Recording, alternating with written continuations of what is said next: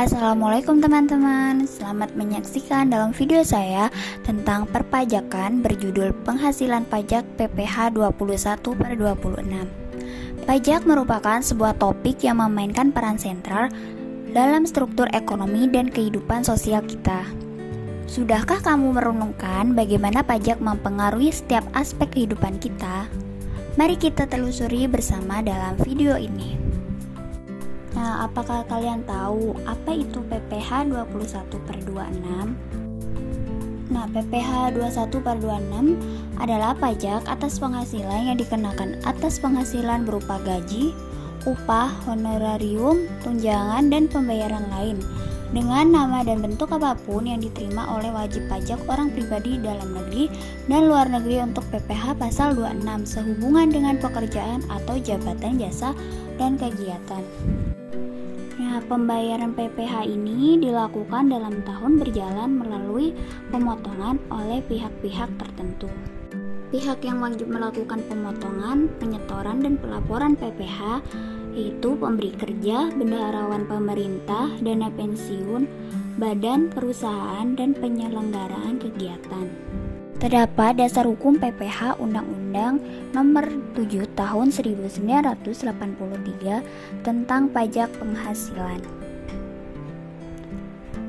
Undang-undang ini pertama kali diatur dalam sistem perpajakan Indonesia. Undang-undang ini diterbitkan untuk mengatur pajak penghasilan yang dikenakan terhadap orang pribadi atau perseorangan dan badan berkenaan dengan penghasilan yang diterima atau diperolehnya selama 1 tahun.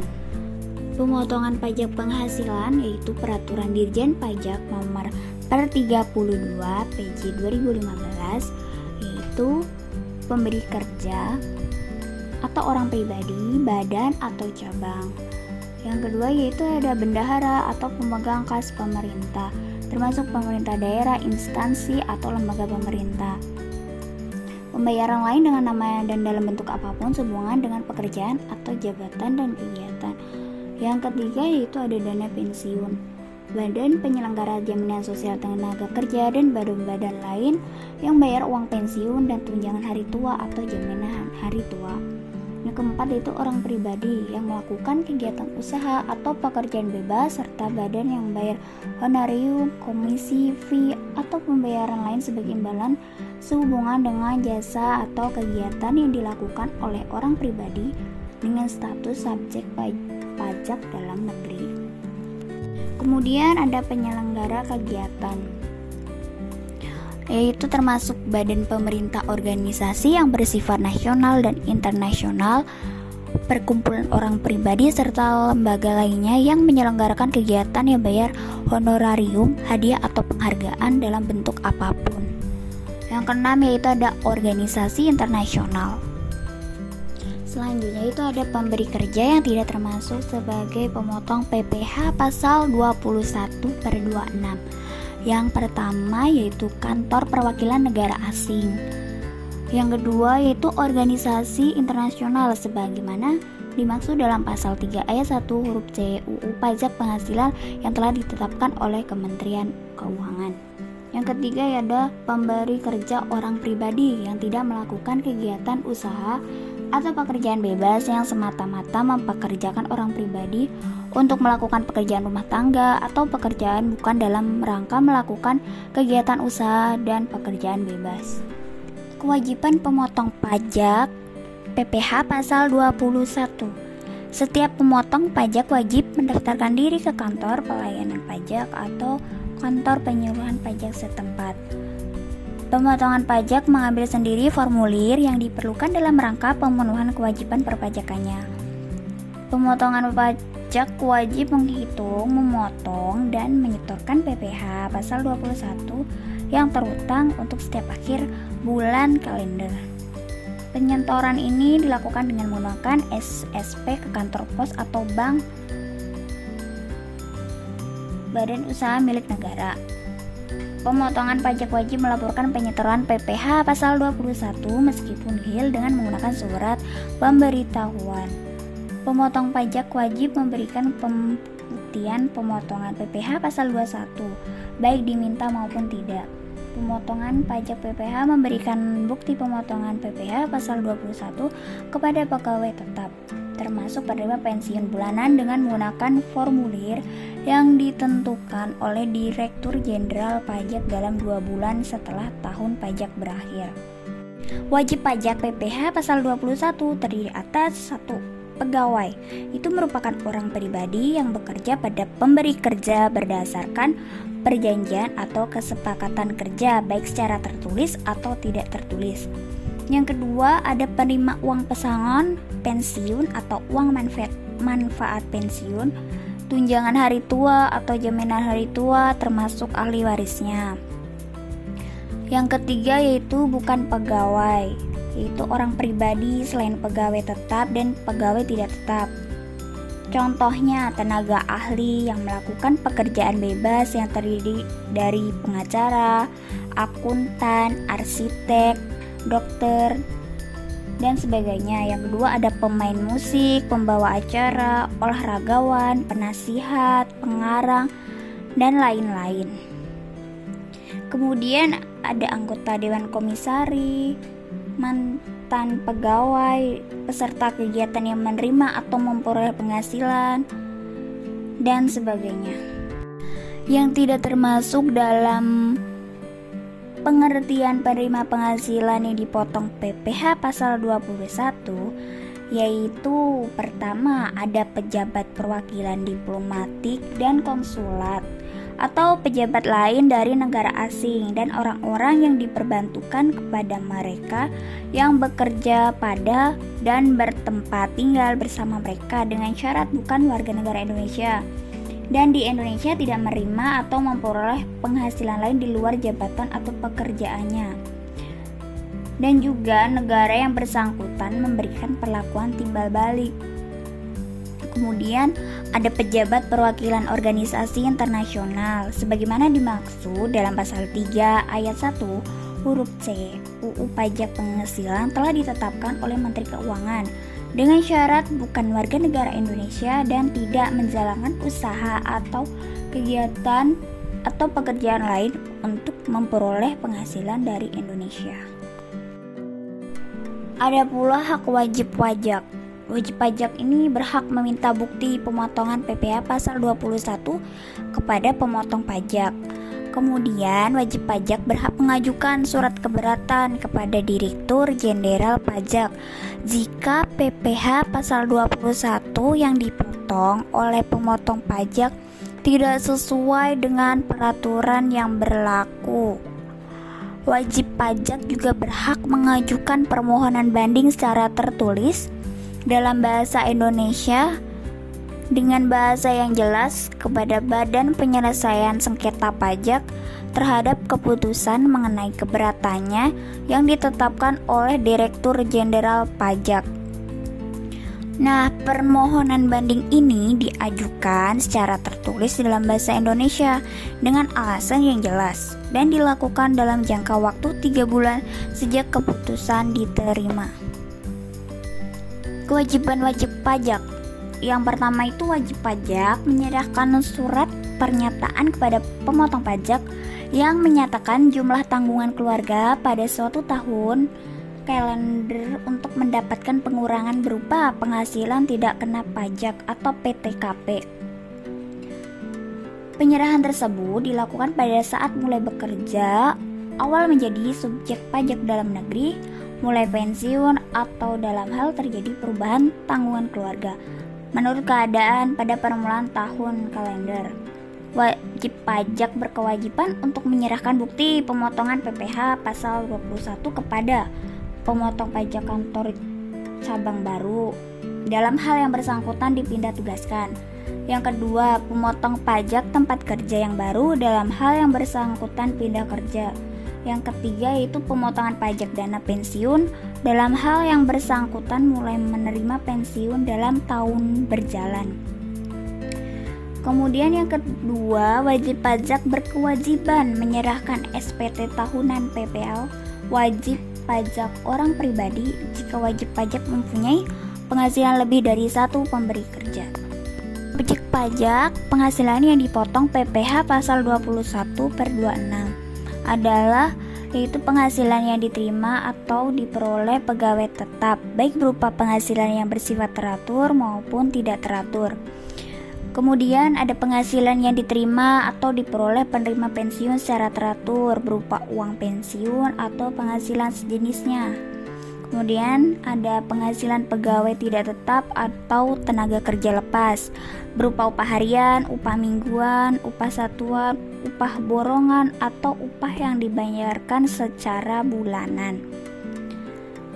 Imbalan kepada bukan pegawai, imbalan kepada peserta kegiatan, kemudian penghasilan berupa uang pesangon, penghasilan berupa honorarium, penghasilan berupa jasa produksi, dan penghasilan berupa penarikan dana pensiun oleh peserta program pensiun yang masih berstatus sebagai pegawai.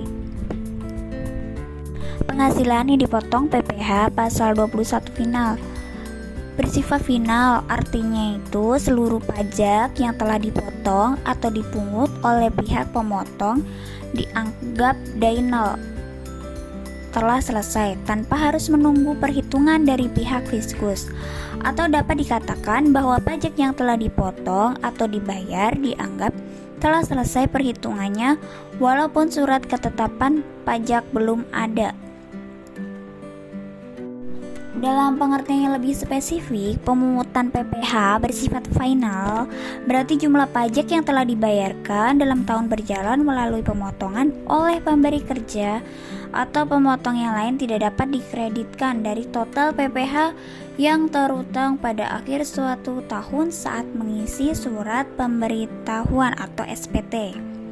Nah, beberapa penghasilan yang dipotong PPh pasal 21 yang bersifat final berikut: penghasilan berupa uang pesangon, penghasilan berupa uang manfaat pensiun, penghasilan honorarium, uang perangsang, uang sidang, uang hadir, dan uang lembur. Biaya jabatan dan biaya pensiun.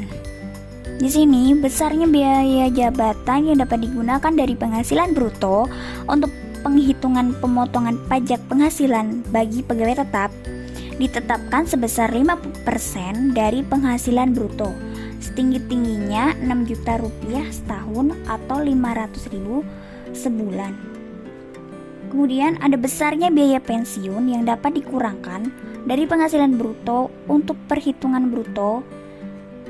Untuk penghitungan pemotongan pajak penghasilan bagi pensiunan ditetapkan sebesar 5% dari penghasilan bruto dengan setinggi-tingginya 2.400.000 rupiah setahun atau 200.000 per bulan. Tarif PPh orang pribadi. PPh pasal 21 yaitu tarif dikali dasar pengenaan pajak. Dari pasal 17 ayat 1 huruf A Undang-Undang Nomor 36 Tahun 2008. Itu lapisan penghasilan kena pajak dari 0 rupiah sampai dengan 50 juta dikenakan tarif pajak 50%. Di atas 50 juta sampai dengan 250 juta dikenakan tarif pajak 15%. Di atas 250 juta sampai dengan 500 juta dikenakan 25%. Sedangkan di atas 500 juta dikenakan 30%. Berikut terdapat tabel perhitungan PPh pasal 21/26. Berikut ada 3 jenis formulir SPT pribadi. Lantas, apakah perbedaan dasar ketiga formulir tersebut? Nah, perbedaan dasar pengguna ketiga formulir itu ada pada status karyawan atau pegawai dan mereka yang bukan. Selain itu juga berdasarkan besaran penghasilan wajib pajak orang pribadi per tahunnya. Lebih rinci lagi, pegawai dengan gaji per tahunnya lebih kecil atau sama dengan 60 juta rupiah, maka dalam pelaporan pajak menggunakan formulir 1770SS. Sedangkan bagi pegawai dengan gaji per tahun lebih besar atau sama dengan 60 juta rupiah, dalam melapor pajak bisa memakai formulir 1770S. Untuk wajib pajak orang pribadi yang merupakan pegawai dengan penghasilan lain, maka bisa mengisi SPT menggunakan formulir 1770. Untuk ketentuan formulir 1770 ini berlaku untuk yang memiliki gaji lebih besar atau lebih rendah dari 60 juta per tahun. Berikut terdapat contoh SPT 1770S. Ini biasanya digunakan untuk karyawan pabrik dan sebagainya. Nah, kemudian terdapat juga cara mengisi SPT tahunan 1770S. Berikut. Selamat datang di tutorial pelaporan pajak dengan formulir 1770S melalui e-filing. Tutorial ini berlaku untuk Anda yang merupakan karyawan berpenghasilan di atas 60 juta per tahun. Hal yang pertama kali Anda harus siapkan adalah bukti potong yang Anda peroleh dari perusahaan tempat Anda bekerja. Anda dapat menggunakan perangkat baik laptop, tab, atau smartphone yang terkoneksi dengan internet. Pertama, buka situs www.pajak.go.id lalu tekan login. Setelah itu, isikan nomor pokok wajib pajak dan password, serta kode keamanan dan klik login. Anda akan diarahkan ke dashboard layanan digital perpajakan. Klik pada tab Lapor, klik pada ikon e-filing, kemudian klik Buat SPT. Anda akan diberikan beberapa pertanyaan terkait dengan status Anda. Anda dapat mengisi melalui formulir, panduan, atau upload SPT. Pada tutorial ini, kita akan menjelaskan pengisian SPT 1770S menggunakan formulir. Maka, pilih opsi dengan bentuk formulir. Tekan tombol SPT 1770S dengan formulir. Tahapan pertama dalam pengisian SPT adalah isi data formulir. Isi tahun pajak, isi status SPT normal. Pembetulan hanya dipilih jika Anda menemukan kesalahan pada SPT tahunan yang sudah Anda laporkan sebelumnya. Lalu klik langkah selanjutnya. Sistem akan mendeteksi secara otomatis apabila ada data pembayaran pajak dari pihak ketiga. Gunakan data pembayaran tersebut untuk pengisian SPT dengan tekan Iya. Bila tidak, Anda dapat menggunakan formulir bukti potong sebagai acuan pengisian SPT. Pada lampiran 2, pada bagian A, isikan data penghasilan final. Pastikan data penghasilan final yang terekam telah sesuai dengan bukti potong yang Anda terima. Jika ada bukti potong yang belum terinput, klik Tambah. Pilih sumber penghasilan, isikan nilai penghasilan bruto dan PPh terutang. Anda juga dapat mengubah atau menghapus data yang Anda rekam bila terjadi kesalahan. Pada bagian B, isikan daftar harta yang Anda miliki pada akhir tahun. Data harta yang telah Anda input pada tahun sebelumnya dapat Anda tampilkan kembali melalui menu Harta pada SPT tahun lalu dan lakukan penyesuaian. Jika Anda ingin menambahkan data harta lainnya, klik Tambah. Pilih kode harta sesuai dengan jenis harta, isikan keterangan nama harta dan tahun perolehan. Pada kolom harga perolehan, cantumkan nilai pada saat Anda memperoleh harta. Ingat, saat memperoleh harta. Isikan deskripsi lebih lanjut pada kolom keterangan. Pada bagian C, isikan daftar utang pada akhir tahun. Data utang yang telah Anda input pada tahun sebelumnya dapat Anda tampilkan kembali melalui menu utang pada SPT tahun lalu dan lakukan penyesuaian. Jika Anda ingin menambahkan data utang lainnya, klik Tambah. Pilih kode utang sesuai dengan jenis utang, nama pemberi pinjaman, alamat pemberi pinjaman, tahun pinjaman, dan jumlah utang yang tersisa pada akhir tahun. Klik Lanjut. Pada bagian D, isikan daftar susunan anggota keluarga sesuai dengan kondisi pada awal tahun pajak SPT yang Anda laporkan. Klik langkah berikutnya. Pada lampiran 1, bagian A, isikan penghasilan bersih yang diperoleh dari dalam negeri yang bukan final antara lain bunga, royalti, sewa, penghargaan dan hadiah, keuntungan dari penjualan atau pengalihan harta, penghasilan lainnya. Pada bagian B, isikan penghasilan yang tidak termasuk objek pajak sesuai dengan pasal 4 ayat 3 Undang-Undang Pajak Penghasilan. Pada bagian C, isikan daftar pemotongan atau pemungutan pajak dari bukti potong yang telah Anda terima. Isikan jenis pajak, NPWP pemotong pajak yang valid, nomor bukti pemotongan atau pemungutan, tanggal bukti pemotongan atau pemungutan, dan jumlah PPh yang dipotong atau dipungut. Klik langkah berikutnya. Pada induk SPT, isikan data identitas berupa status perkawinan, status kewajiban pajak suami atau istri, dan NPWP suami atau istri jika diperlukan. Pada bagian A, poin 1, isikan penghasilan neto dalam negeri sesuai dengan bukti potong yang Anda terima. Poin 2 akan otomatis terisi dari data yang telah Anda isikan pada lampiran sebelumnya. Pada poin 3, isikan penghasilan neto luar negeri. Pada poin 4, penghasilan neto akan dijumlahkan secara otomatis. Pada poin 5, isikan jumlah zakat yang Anda bayarkan kepada lembaga zakat yang telah disahkan oleh pemerintah. Poin 6 akan terisi otomatis. Pada bagian B, pilih status perkawinan dan isikan jumlah tanggungan sesuai dengan bukti potong. Maka, nilai penghasilan tidak kena pajak akan terisi secara otomatis. Bagian C hanya perlu diperhatikan bagi Anda yang memperoleh penghasilan dari luar negeri, dengan cara membaca ketentuan yang tertera pada petunjuk bagian C10. Bagian D poin 14 hanya perlu diisi apabila Anda pernah membayar angsuran PPh pasal 25. Lanjut ke bagian E. Anda akan mengetahui status SPT Anda apakah nihil, kurang bayar, atau lebih bayar. Jika SPT Anda nihil, Anda dapat melanjutkan pengisian pada poin F. Jika SPT Anda kurang bayar, Anda akan diberikan pertanyaan lanjutan. Jika Anda belum membayar, pilih belum dan Anda akan diarahkan untuk membuat e-billing terlebih dahulu. Bila Anda telah membayar, isikan data bukti pembayaran berupa jenis pembayaran, yaitu nomor transaksi penerima negara atau pemindah bukuan. Isikan kode NTPN atau pemindah bukuan Anda, lalu isi tanggal dan jumlah pembayaran. Jika SPT Anda lebih bayar, silakan unggah dokumen pendukung berupa bukti pemotongan pajak dari perusahaan atau bukti pembayaran lainnya. Pada poin F, hanya dikhususkan bagi Anda yang secara rutin memiliki status SPT kurang bayar. Lanjut ke pernyataan. Centang pernyataan setuju bila Anda yakin bahwa data yang Anda isikan sudah benar.